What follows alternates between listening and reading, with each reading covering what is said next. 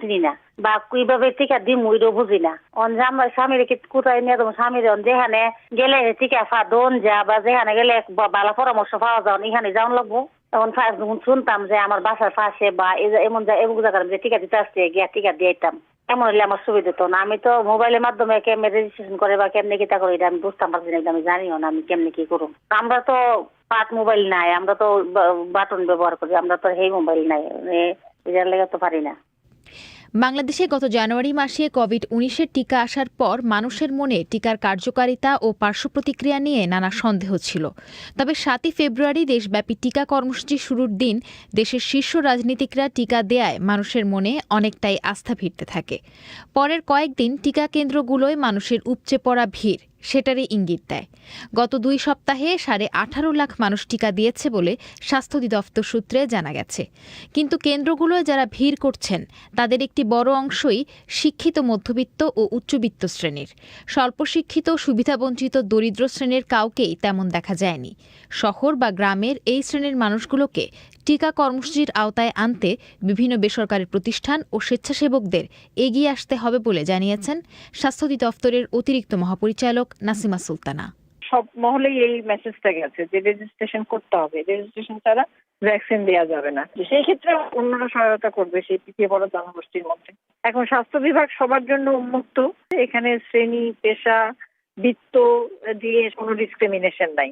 এখন তাদেরকে আনার বিষয়ে অন্যরা সহযোগিতা করতে পারে। এক স্বাস্থ্য বিভাগ তো সব করতে পারবে না, সেই ক্ষেত্রে অন্যদেরও আমি মনে করি যে কিছু করার আছে। সেই ক্ষেত্রে স্বেচ্ছাসেবী সংগঠনরা স্বাস্থ্য করতে পারে, ডোনার এজেন্সিটা করতে পারে, জনপ্রতিনিধিরা করতে পারে। এটা তো চলমান কার্যক্রম। বিশ্বব্যাপী করোনা ভাইরাস মোকাবেলায় সবচেয়ে কার্যকর ও বাস্তবসম্মত উপায় হিসেবে টিকাদান কর্মসূচিকে বিবেচনা করা হচ্ছে। বাংলাদেশে দেয়া হচ্ছে ব্রিটেনের অক্সফোর্ড অ্যাস্ট্রাজেনেকার টিকা, যেটা ভারতের সেরাম ইনস্টিটিউট উৎপাদন করে বাংলাদেশে পাঠাচ্ছে। সেখান থেকে জুন মাসের মধ্যে মোট 3 কোটি ডোজ টিকা আসার কথা। বিশ্বের আরও কয়েকটি উৎস থেকেও ভ্যাকসিন আনার কথা রয়েছে। সব মিলিয়ে স্বাস্থ্য অধিদপ্তরের পরিকল্পনা মোট জনসংখ্যার 80% অর্থাৎ 13,82,00,000 মানুষকে এই টিকা কর্মসূচির আওতায় আনা। যদি প্রান্তিক মানুষ এই টিকাদান কর্মসূচির আওতায় না আসে তাহলে এর সফলতা পাওয়া যাবে না বলে জানিয়েছেন জনস্বাস্থ্য বিশেষজ্ঞ মুস্তাক আহমেদ। এক্ষেত্রে কিছু পরামর্শ দিয়েছেন তিনি। যারা নিম্ন আয়ের মানুষ তারাই তো সংখ্যায় বেশি, তাদেরকে যদি আমরা না আনতে পারি, ভাসমান মানুষ যারা আছে দুর্গম চর অঞ্চলে পাহাড়ি অঞ্চলে যারা আছেন, অবশ্যই যদি আমরা সম্পৃক্ত করতে না পারি তাহলে তো আমাদের লক্ষ্যমাত্রা অর্জিত হবে না। এক্ষেত্রে প্রত্যেকটা ওয়ার্ড কাউন্সিলর শহর এবং গ্রামে তাদেরকে স্বেচ্ছাসেবক তৈরি করে তাদেরকে প্রশিক্ষণ দেওয়ার জন্য তারা কিভাবে নিবন্ধন করতে হয় এবং প্রত্যেকটা ওয়ার্ডে একটা নিবন্ধন বুথ তৈরি করবার জন্য নির্দেশনা যাচ্ছে এবং প্রচারণা হচ্ছে। ইতিমধ্যেই বিভিন্ন এলাকাতে মাইকের মাধ্যমে মসজিদের মাধ্যমে প্রচার করা হচ্ছে যেন তৃণমূল পর্যায়ের প্রতিটি মানুষ সেখানে নিবন্ধন করতে পারেন। সরকারের পূর্ব পরিকল্পনা অনুযায়ী সম্মুখ সারির 15 ক্যাটাগরির পেশাজীবী এবং যাদের বয়স 40 বা তার বেশি তাদের টিকা দেয়া হবে। দেশের মোট জনসংখ্যার 1% এরই মধ্যে টিকা দিয়েছে এবং 2% নিবন্ধন করেছে বলে আইইডিসিআর জানিয়েছে। প্রথম ধাপে 35 লাখ মানুষকে 2 ডোজ টিকা দেওয়ার কথা বলা হলেও এখন 60 লাখ মানুষকে টিকা দেয়া হবে বলে জানানো হয়েছে। সঞ্জনা চৌধুরী। বাংলাদেশের সিনেমা ও টিভির প্রবীণ অভিনেতা এটিএম শামসুজ্জামান শনিবার ঢাকায় মারা গিয়েছেন। বেশ কয়েক বছর ধরেই তিনি নানা শারীরিক সমস্যায় ভুগছিলেন। তার বয়স হয়েছিল 80 বছর। 1960-এর দশক থেকেই তিনি পরিচালকের সহকারী চিত্রনাট্যকার এবং অভিনেতা হিসেবে চলচ্চিত্রে কাজ করতে শুরু করেছিলেন, কিন্তু 1970-এর দশক থেকে তিনি পরিণত হন একজন অভিনেতা তারকায়। 1987 সালে শ্রেষ্ঠ অভিনেতা হিসেবে তিনি জাতীয় চলচ্চিত্র পুরস্কারও পান। এছাড়া প্রায় 300 ছবি এবং বহু টিভি নাটক এবং ধারাবাহিকে অভিনয় করেছেন তিনি। তার এই দীর্ঘ অভিনয় জীবন সম্পর্কে জানতে কথা বলেছিলাম চলচ্চিত্র ইতিহাসবিদ অনুপম হায়াতের সাথে। আমি তো আসলে বাংলাদেশের চলচ্চিত্র, টেলিভিশন, মঞ্চ, বেতার, বিশেষ করে টেলিভিশন এবং চলচ্চিত্রে এটিএম শামসুজ্জামান অসাধারণ একজন অভিনেতা ছিলেন। মানে বাংলাদেশের প্রেক্ষাপটে আমি বলছি, বাংলাদেশের লোকজনের হৃদয়ে তিনি একটি স্থান লাভ করেছিলেন। আমার মনে আছে আমি একবার একটা অনুষ্ঠান দেখছিলাম, তো এটিএম শামসুজ্জামানকে দেখা মাত্রই যখন পর্দায় আসছে, সবাই হাসা শুরু করলেন। তার যে অভিনয়, তার যে পর্দায় উপস্থিতি, তিনি যে একটা স্টাইল তৈরি করেছিলেন, সেটি বড় কথা বাংলাদেশের প্রেক্ষাপটে চলচ্চিত্রে। আমি যদি তার সঙ্গে আমার খুব সুসম্পর্ক ছিল, এবং ওনার কাছে জীবনে জেনেছি যে আমি বললাম যে আপনার নামটি এটিএম এত বড় করে নিলেন কেন। তো উনি উনি খুব দুঃখ করে বললেন যে আমি যখন চলচ্চিত্রে আসি তখন আমার এই এক্সট্রা হিসাবে তো অভিনয় করতাম, তখন আমার নামটা দেওয়া হতো না, কিন্তু যখন আমি জনপ্রিয়তা হয়ে গেল তখন আমি বললাম যে আমার নাম এটিএম শামসুজ্জামান, পুরোটাই মানে আবু তাহের মোহাম্মদ কি হবে। এই যে আমাদের তখন মনে হলো যে এই যে তাকে পর্দায় বা ইয়েতে তাকে একটা পার্সোনালাইজ করে বা তার ব্যক্তিত্বকে ফুলিয়ে তোলার জন্য যে তার যে একটা আকাঙ্ক্ষা ছিল এবং নিজস্ব ব্যক্তিত্বকে ফুটিয়ে তোলার চেষ্টা করেছিলেন, এই কথার মধ্যে আমি বুঝতে পেরেছি। 70-এর দশকে মূলত তিনি কৌতুক অভিনেতা হিসাবে অত্যন্ত বিখ্যাত হয়েছিলেন, কিন্তু আসলে তার কিন্তু চলচ্চিত্র জগতে আসা কিন্তু তার অনেক আগে। এবং একদম ছোট গল্পকার ছিলেন, এটা কিন্তু অনেকে জানেই না। তিনি প্রথম চলচ্চিত্রে আসেন না, আমি প্রথম শুনেছিলাম যে উনি 1959 সালে চলচ্চিত্রে আসেন উদয়ন চৌধুরী, এবং তার পুরানো ঢাকার মঞ্চ শিল্পী ছিলেন উদয়ন চৌধুরী, ইসমাইল মোহাম্মদ, তার সঙ্গে কাজ করতেন মঞ্চে। সেই থেকে উনি প্রথমেই সহকারী চিত্র পরিচালক হিসাবে বিষকন্যা ছবিতে এসেছেন, বিষকন্যা পরে মুক্তি পায়নি। তো সেই থেকে আসার পর তিনি ছোটখাটো ছবিতে অভিনয় করতে করতে এই 60 বছর পার করলেন। পরবর্তীকালে তো তিনি আমজাদ হোসেনের নয়নমণি ছবিতে একে বলা হয় যে একেবারে মানে বিপুল ভাবে অভিনন্দিত হন। হ্যাঁ, আমরা স্কুল পালিয়ে সেই ছবি দেখেছি। তাই না? আচ্ছা আচ্ছা, হ্যাঁ। তারপর এবং ওই ছবিতে তিনি আসলে প্রথম মানে বড় তারকা হয়ে ওঠেন আর কি। নয়নমণি তাকে কি বলে আকাশে পরিমাণ খ্যাতি শিখরে নিয়ে যায়। সেটা কিন্তু কোনো আকস্মিক ঘটনা ছিল না, কারণ তার আগেই তিনি মঞ্চের অভিনেতা হিসাবে, একজন চিত্রনাট্যকার হিসাবে যে অভিনয়ের শিক্ষা এবং অভিজ্ঞতা, সেটা তার পেছনে বরাবরই আসলে অনেক দীর্ঘ অভিজ্ঞতা তার আসলে ছিল। অবশ্যই, এবং সেটা মঞ্চ থেকে আসছিল প্রথম। তো তারপরে যেটা হয় যে তিনি বিশেষ করে সিনেমায়, বাংলা সিনেমায় তিনি একজন চরিত্রাভিনেতা, কিন্তু মূলত খল চরিত্র এবং যার ভেতরে আবার একটা হাস্যরস সৃষ্টির উপাদান আছে, এই ধরনের চরিত্রই তিনি মূলত করতেন, তাই না? খল এবং কৌতুক দুইটি বিষয়ই মানে দর্শক আকর্ষণের, না দুটি জিনিসের মধ্যে তার মধ্যে সমন্বয় ঘটেছিল। এটি একটা বড় ব্যাপার, সেটা হয়ে ওঠে না। খল আবার কৌতুক, গোলাপি এখন ট্রেনে, অশিক্ষিত, তারপরে নদের চাঁদ, গড় জামাই, মাটির ঘর ছবিতে তিনি অসাধারণ অভিনয় করেছিলেন। প্রায় মানে 350 ছবিতে অভিনয় করছেন। পরে তিনি ধরুন 1990-এর দশকে বা তারপরে যখন তিনি টেলিভিশনে অভিনয় শুরু করলেন, তখন কিন্তু তার যে অভিনয়ের সত্তা, সেটার একটা অন্য আরেকটা দিক আমরা দেখতে পেলাম ছিল, তাই না? জি জি, আপনি ছিলেন চলচ্চিত্রের দর্শক আর টেলিভিশন দর্শক কিন্তু আলাদা। টেলিভিশন দর্শক তো ঘরোয়া দর্শকদের কাছে তিনি হয়ে উঠেছিলেন আরেক তারকা।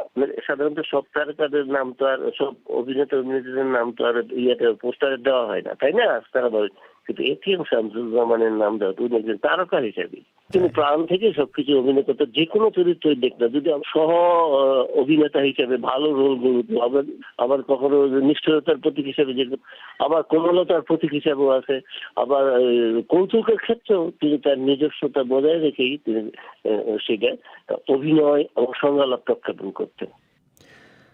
প্রবীণ চলচ্চিত্র এবং টিভি অভিনেতা এটিএম শামসুজ্জামান সম্পর্কে বলছিলেন চলচ্চিত্র ইতিহাসবিদ অনুপম হায়াত। এটিএম শামসুজ্জামান আজকে 80 বছর বয়সে ঢাকায় মারা গিয়েছেন। আপনারা শুনছেন বিবিসি বাংলার সান্ধ্য অনুষ্ঠান প্রবাহ। এবারে আজকে সংক্ষিপ্ত বিশ্ব সংবাদ মাসুদ হাসান খানের কাছে। মিয়ানমার থেকে পাওয়া খবরে জানা যাচ্ছে যে সামরিক অভ্যুত্থানের বিরুদ্ধে বিক্ষোভ চলার সময় মান্দালে শহরে অন্তত 2 ব্যক্তি নিহত হয়েছে। একটি জাহাজ ঘাটার ধর্মঘটরত কর্মীদের ছত্রভঙ্গ করার জন্য পুলিশ গুলি ছুড়লে এরা নিহত হয় বলে প্রত্যক্ষদর্শীরা জানিয়েছে। এছাড়া ইয়াঙ্গন শহরে বিক্ষোভ হয়েছে। সেখানকার লোকেরা গত সপ্তাহে রাজধানী নেপিডোতে গুলিতে নিহত এক তরুণীর মৃত্যুতে শোক পালন করছে। বিশ্ব বাণিজ্য সংস্থা বা WTOর নতুন প্রধান এনগোজি ওকোনজো ইওয়েলা সতর্ক করে দিয়েছেন যে ধনী দেশগুলো যদি তাদের পাওয়া টিকার সরবরাহকে বাকি বিশ্বের সাথে ভাগাভাগি না করে, তাহলে বৈশ্বিক অর্থনীতিকে তার ফল ভোগ করতে হবে। তিনি বলেন, এক্ষেত্রে বিলম্ব হলে বিশ্ব অর্থনীতির লক্ষ লক্ষ কোটি ডলারের সমপরিমাণ ক্ষতি হবে। রাশিয়া ঘোষণা করেছে যে তারা করোনা ভাইরাস প্রতিষেধক তৃতীয় আরেকটি টিকা নিবন্ধন করেছে। মার্চ মাসের মধ্যেই রাশিয়ার জনগণকে এই টিকা দেয়া শুরু হবে বলে অঙ্গীকার করেছে কর্তৃপক্ষ। রাশিয়া বলছে কোভিভ্যাক নামে এই টিকাটি একটি নিষ্ক্রিয় ভাইরাসকে কাজে লাগিয়ে তৈরি করা হয়েছে। ভারত ও চীনের ঊর্ধ্বতন সামরিক কমান্ডাররা তাদের বিতর্কিত সীমান্ত এলাকায় সৃষ্ট উত্তেজনা প্রশমনের জন্য আলোচনায় বসেছেন। গত বছর লাদাখের গালওয়ান উপত্যকায় চীন ও ভারতের সৈন্যদের যে সংঘর্ষ হয়েছিল তার একটি ভিডিও প্রকাশ করে চীন শুক্রবার এই প্রথমবারের মতো স্বীকার করেছে যে ওই ঘটনায় তাদের 4 জন সৈন্য নিহত হয়েছিল। রক্তাক্ত ওই সংঘাতে 20 জন ভারতীয় সৈন্য নিহত হয়। জাতিসংঘের পরমাণু বিষয়ক সংস্থা IAEA এর প্রধান রাফায়েল গ্রসি আজ ইরান সফরে যাচ্ছেন। ইরানের পরমাণু কর্মসূচি নিয়ে শক্তিধর দেশগুলোর সাথে করা চুক্তি যেন দেশটি মেনে চলা অব্যাহত রাখে, সেজন্য তেহরানকে রাজি করানোই এই সফরের লক্ষ্য। এই ব্যাপারে মার্কিন যুক্তরাষ্ট্রকেই প্রথম পদক্ষেপ নিয়ে নিষেধাজ্ঞা তুলে দিতে হবে বলে ইরান যে সময়সীমা বেঁধে দিয়েছিল তা শেষ হওয়ার 2 দিন আগে মিস্টার গ্রসি এই সফরে যাচ্ছেন।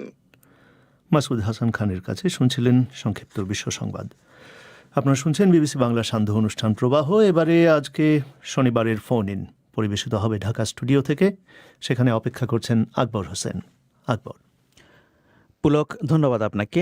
আর কয়েক ঘন্টা পরেই পালিত হতে যাচ্ছে আন্তর্জাতিক মাতৃভাষা দিবস, যেটি বাংলাদেশের মানুষের কাছে 21শে ফেব্রুয়ারির দিন হিসেবেই পরিচিত।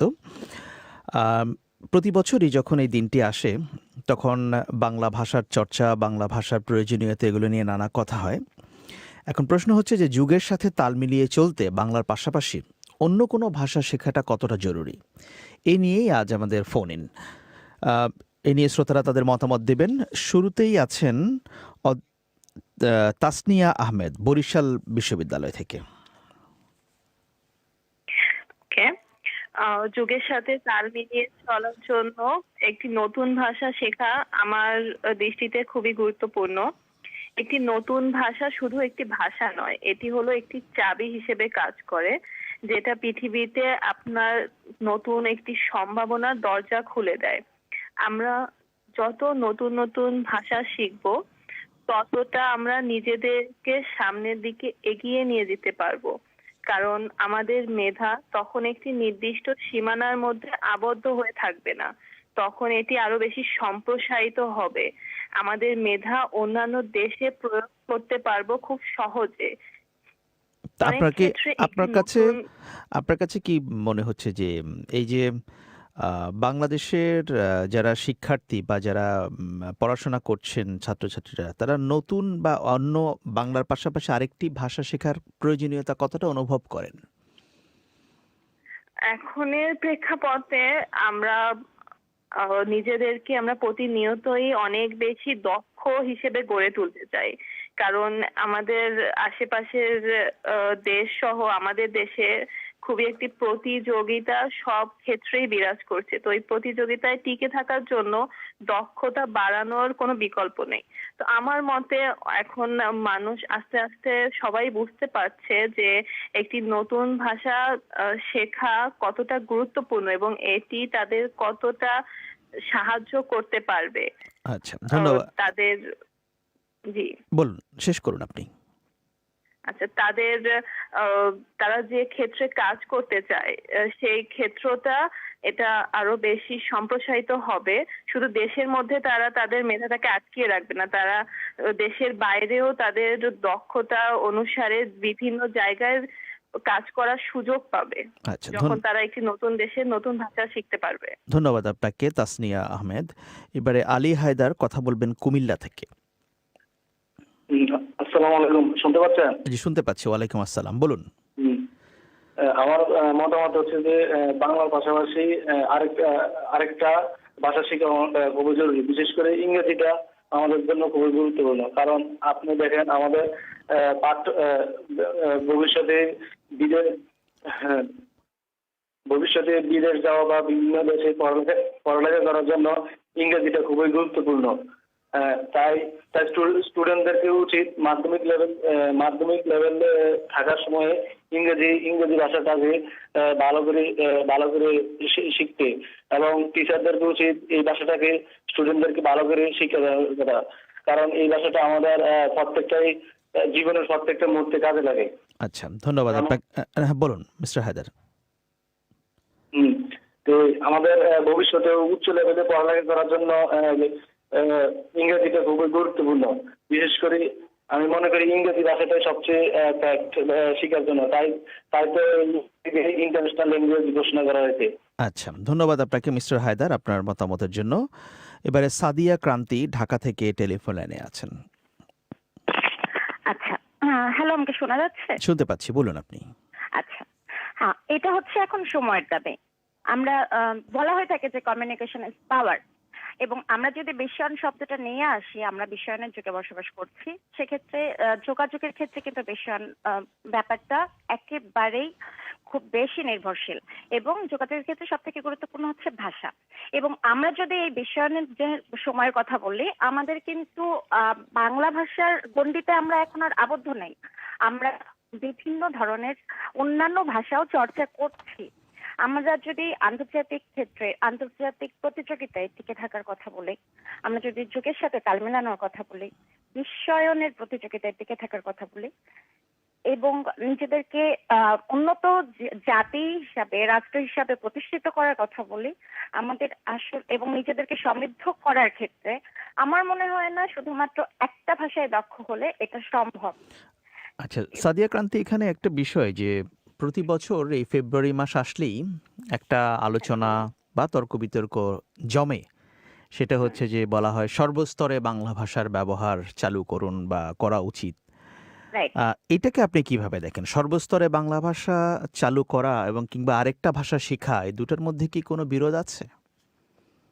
ওকে, কোশ্চেনটা আরেকবার। সর্বস্তরে বাংলা ভাষা চালু করার কথা বলা হয়, আবার আপনারা অনেকে বলছেন যে দ্বিতীয় আরেকটি ভাষাও শেখাটা জরুরি। এই দুটোর মধ্যে কি কোনো বিরোধ আছে? বিরোধ আছে আমরা কিন্তু আমাদের ভাষার জন্য রক্ত দিয়েছি, কিন্তু রক্ত দেওয়ার পরে এটা আমাদের ব্যর্থতা যে আমরা এটার মর্যাদাটা ঠিক মতো ধরে রাখতে পারছি না, আমরা এটাকে গুরুত্ব দিয়ে চর্চা করছি না। আমরা বিভিন্ন ধরনের আড্ডায় বলেন, যে কোনো আমাদের অফিসে বলেন, অফিস আদালতে, এখনো আদালতের রায়গুলো কিন্তু এখন হয়তো কিছু ইদানিং সময়ে বাংলা লেখার ব্যাপারে একটা এসেছে, কিন্তু আগে কিন্তু আমরা ইংরেজিতেই চর্চা করে এসেছি, আদালতের রায়গুলো ইংরেজিতে লেখা হতো। তো মানে আমাদের উচিত এটা যদি ইংরেজিতে লেখা হয় সমস্যাটা কোথায়? সমস্যা নেই, কিন্তু আমরা যদি এইটা বলি যে আমরা যদি আমাদের ভাষাকে প্রায়োরিটি দিতে চাই, যেমন চায়না বা জাপান, কিছু কান্ট্রি আছে তারা নিজেদের ভাষাকে খুব বেশি প্রায়োরিটি দেয়, অন্য ভাষাকে তারা খুব একটা প্রায়োরিটি দেয় না। তারা এই চর্চাটা করে আসছে, আমরা কিন্তু করছি না। কিন্তু এতে কোনো সমস্যা আছে বলে আমারও মনে হচ্ছে না। আমরা এতে বিশ্বায়ন ব্যাপারটার সাথে যুক্ত হতে পারছি, আন্তর্জাতিক লেভেলে নিজেদেরকে প্রতিষ্ঠিত করতে পারছি। এটা খুব একটা সমস্যারও না। কিন্তু আমাদেরও উচিত যে শুধুমাত্র ফেব্রুয়ারিতে আমাদের ভাষাকে চর্চা না করে এটা সবসময় চর্চা করা, এটারও একটা মান রাখা। আচ্ছা, ধন্যবাদ আপনাকে সাদিয়া ক্রান্তি আপনার মতামতের জন্য। এবার পঞ্চগড় থেকে কথা বলবেন মিম্মা। যে আপনি শুনতে পাচ্ছেন মিস মিম? জি, আমি শুনতে পাচ্ছি। বলুন। আমি মনে করি আমাদের বাংলা ভাষার পাশে যদি ইংলিশ ভাষাটাকে প্রাধান্য দেওয়া হয় তাহলে অনেক ভালো হয়, কারণ আমরা জানি যে বাংলা ভাষা তো সব কাজেই ব্যবহার হয়। যা আমরা বাংলা ভাষার জন্য অনেক যুদ্ধ করছি, আমাদের অনেক রক্ত মা বোনের বিনিময়ে ভাষা পেয়েছি আমরা। তাই আমি বলতে চাই বাংলা ভাষার পাশাপাশি যদি অন্য ভাষা দেওয়া হয়, ইংলিশটা দেওয়া হয়, কারণ আমাদের সব কাজেই তো ইংলিশ ব্যবহার হয়। তাই আমি মনে করি বাংলা ভাষার পাশাপাশি ইংলিশ ভাষাটা থাকা আমাদের জন্য একটু ভালো। হ্যাঁ, ইংরেজি ভাষা তো বই তো আছে, শেখানো হচ্ছে প্রতিটা ক্লাসেই। আমাদের বাংলাদেশে, মানে অন্য দেশের কথা বাদ দিয়ে, বাংলাদেশে আমাদের যদি কোনো কাজের জন্য দেওয়া হয় তাহলে সবকিছুতে ইংলিশই ব্যবহার হয়। আর আমরা তো বাঙালিরা শুধু বাংলায় পড়ি, ইংলিশ তো আর বেশি পড়ি না। তার জন্য বাংলা ভাষার পাশাপাশি ইংলিশটা দেওয়াও গুরুত্বপূর্ণ। আচ্ছা, ধন্যবাদ আপনাকে। এবারে কথা বলবেন হোসাম হায়দার চাঁদপুর থেকে। জি বলুন মিস্টার হায়দার। স্যার, আমার কথা হলো বিজ্ঞানের জয়যাত্রায় মিস্টার হায়দার, আপনার পাশে একটি রেডিও বাজছে, আপনি সেটি যদি বন্ধ করে কথা বলেন। বিজ্ঞানের জয়যাত্রায় শুধুমাত্র বাংলা ভাষার পাশাপাশি যে শুধু ইংরেজি ভাষা শিখবে তা নয়, আমার কথা হলো বিশ্বের যতগুলি ভাষা আছে, বিশেষ করে ফরাসি ভাষা, চায়না ভাষা, জার্মান ভাষা, ইংরেজি ভাষা, এগুলি সবই আমাদের শিক্ষার প্রয়োজন। কারণ এই বিজ্ঞানকে আবিষ্কারের ক্ষেত্রে অনেক সহযোগিতা করবে। বিশেষ করে আমাদের দেশের লোক যারা প্রবাসে কাজ করতে যায়, তারাও ভাষা শিক্ষা গ্রহণ করার না কারণে তারা সেখান থেকে বিভিন্ন সুযোগ সুবিধা থেকে বঞ্চিত হচ্ছে। পাশাপাশি এই যে বিভিন্ন আবিষ্কার, বিজ্ঞানের জয়যাত্রা, তারপরে যে গবেষণা, এ সমস্ত বিষয়ে সকল দেশের সমস্ত বিজ্ঞানীদের সাথে আমাদের যোগাযোগ করার ক্ষেত্রে, আমাদের ডেভেলপমেন্টের ক্ষেত্রে সমস্ত সবকিছু ভাষা শিক্ষা গ্রহণ করা একান্ত জরুরি। আমরা এক সময় আমাদের আলেমোলামারা বলতো, কিছু আলেমোলামা বিশেষ করে কমই, যে ইংরেজি শিক্ষা হারাম, ইংরেজি শিক্ষা গ্রহণ করো না, এটা বিজাতির ভাষা। কিন্তু আমরা ওই শিক্ষাটা গ্রহণ করার না কারণে আমরা 200 বছর পিছিয়ে পড়েছি।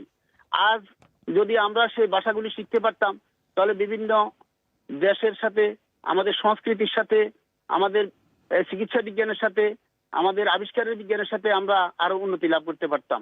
সেজন্য আমার প্রস্তাব, শুধু ইংরেজি শিক্ষাই নয়, সকল রাষ্ট্রের সকল শিক্ষাই, সকল ভাষায় আমাদের শিক্ষা গ্রহণ করা একান্ত জরুরি প্রয়োজন। সেটা কি একটা মানুষের পক্ষে এত ভাষা শেখা সম্ভব, নাকি যার জন্য যেটা প্রয়োজন? না, এইটার প্রস্তাব হলো, যেমন আমাদের দেশে আমরা যখন নাকি নবম দশম শ্রেণীতে লেখাপড়া করেছি, তখন আমাদের 2টা গ্রুপ ছিল। কেউ সায়েন্সে গিয়েছেন, কেউ আর্টসে গিয়েছেন, কেউ কমার্সে গিয়েছেন, বাণিজ্য ইত্যাদি। কেমন? তো সেই ক্ষেত্রে আমাদের এখানে আমরা একটা কাজ করতে পারি। যেমন আমাদের দেশে বিভিন্ন রাষ্ট্রের দূতাবাস আছে। দূতাবাস ক্ষেত্রে আমাদেরকে যদি মনে করেন কাউকে ফরাসি ভাষা শিক্ষা গ্রহণ করা, কাউকে ভাগ করে দিয়ে চায়না ভাষা শিক্ষা, কেউ ইংরেজি ভাষায় ভালো দক্ষতা অর্জন করবে, এইভাবে গ্রুপ করে দিয়ে যদি আমাদেরকে যদি বিভিন্ন ভাষা শিক্ষা গ্রহণ করে, তাহলে আমাদের দেশের জন্য অত্যন্ত উপকার হবে এবং আমাদের ভবিষ্যৎ প্রজন্ম বিভিন্ন দেশের সাথে যোগাযোগ করে বিভিন্ন বিজ্ঞান আবিষ্কার, তারপরে বুঝতে পেরেছি, ব্যবসা বাণিজ্য সবকিছু নিয়ে আমাদের জন্য উপকার হবে। বুঝতে পেরেছি আপনার একজনের জন্য সব ভাষা না, অন্তত একজনের কমপক্ষে তো 4-5টি ভাষা শিখতে পারে বলে আমি বিশ্বাস করি, আমার আপনি মনে হয়। বিশ্বাস করছেন। ধন্যবাদ আপনাকে মিস্টার হায়দার আপনার মতামতের জন্য। অদ্রি ডি সিলভা ঢাকা থেকে যোগ দেবেন।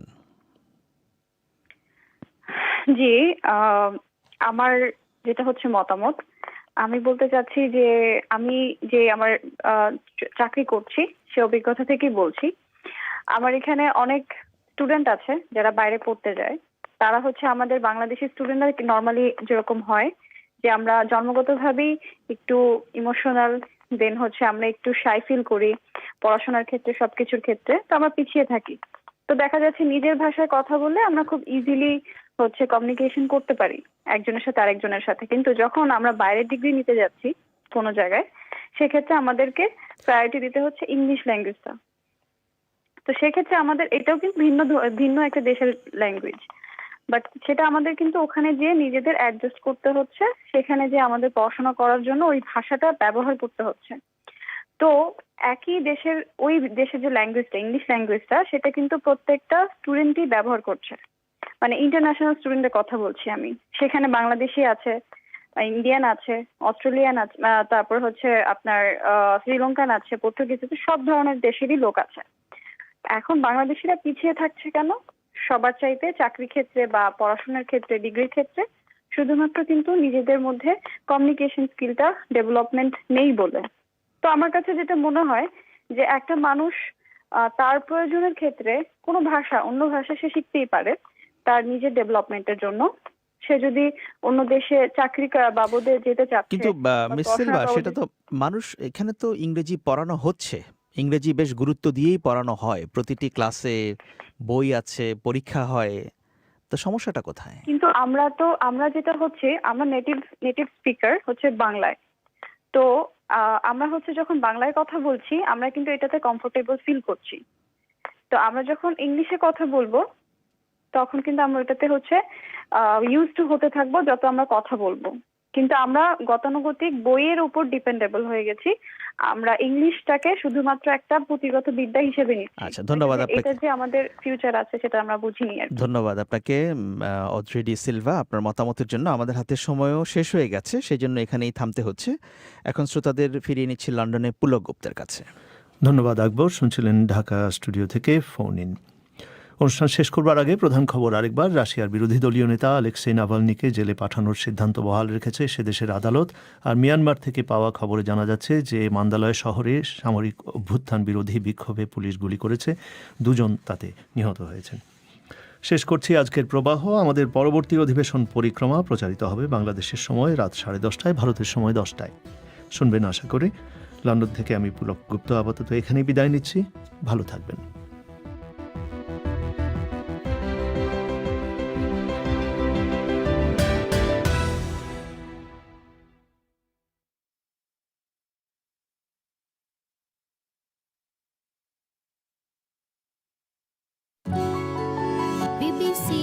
This is the BBC. There are no programmes on this channel at present. Details of all our services are at bbcworldservice.com.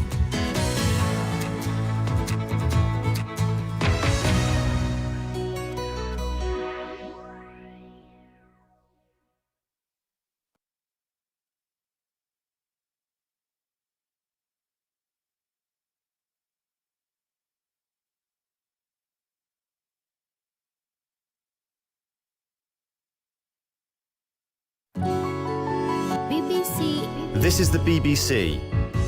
There are no programmes on this channel.